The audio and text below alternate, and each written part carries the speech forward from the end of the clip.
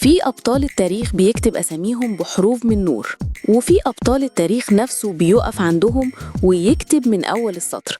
وبطل حكايتنا النهاردة واحد منهم، السلطان الظاهر بيبرس. صلي على النبي واشترك في القناة ويلا بينا نبدأ. بعد ما سحق بيبرس وقطز جيش المغول في عين جالوت، العالم كله كان فاكر إن الحرب خلصت، لكن بالنسبة لبيبرس الحرب كانت لسه بتبدأ. ازاي يعني؟ مش هم خلاص كسروا شوكة المغول اللي ما كانش حد قادر عليهم؟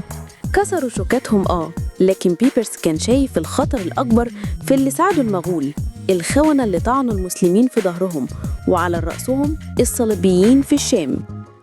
تقصد الإمارات الصليبية اللي كانت بتتحالف مع أي حد ضد المسلمين؟ بالظبط، خصوصاً إمارة أنطاكيا والأرمن اللي شاركوا مع هولاكو في تدمير بغداد وحلب. بيبرس أقسم قسم إن كل واحد شارك في دم المسلمين هيدفع الثمن غالي. وهنا بدأ مشوار الانتقام، مشوار ما كانش فيه رحمة. بيبرس قضى 17 سنة كاملة من حكمه في حملات عسكرية متواصلة، ما كانش بيهدى ولا بيرتاح.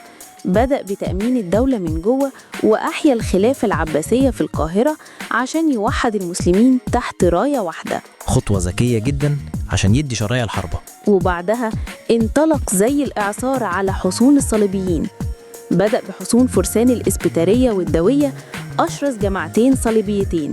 دول اللي كانوا بيقولوا عليهم رأس الحربة بتاعت الصليبيين. بالظبط. سنة 1265 اتجه لمدينة قيصرية وحاصرها لحد ما استسلمت، وبعدها دخلها ودمر قلعتها عشان ما تكونش شوكة في ظهر المسلمين تاني. ما ادهمش فرصة يتنفسوا.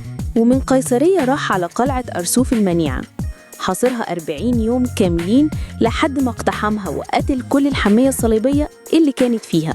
40 يوم حصار؟ ده يوضح لك قد ايه القلعة دي كانت حصينة جدا. وبعدها بسنة واحدة في 1266 حاصر قلعة صفد، ودي كانت من أخطر قواعد الصليبيين في الجليل. وبعد ما فتحها حرر بلاد الجليل كلها. يعني كان بيقفل عليهم كل الطرق والمنافذ. بالظبط، كان بيخنقهم سنة ورا سنة، حصن ورا حصن. يافا، الشقيف، كل القلاع اللي على الساحل كانت بتتساقط في إيده. والمغول كانوا ساكتين كل ده. حاولوا يهاجموا كذا مرة، لكن بيبرس كان بيرد عليهم بمنتهى القوة. وفي نفس الوقت كان عامل تحالف مع مغول القفجاك، القبيلة الذهبية اللي أسلموا ضد مغول فارس. يا ابن اللعيبة، يعني كان بيضربهم ببعض. بالظبط كده. وده اللي اداله المساحة إنه يركز على هدفه الأكبر، أنطاكيا. أنطاكيا بالذات، إيه اللي كان فيها؟ أنطاكيا كانت تاني إمارة أسسها الصليبيين، وكانت رمز مهم ليهم. وأميرها بيوماند السادس كان من أكتر اللي ساعدوا المغول ضد المسلمين. جه وقت الحساب.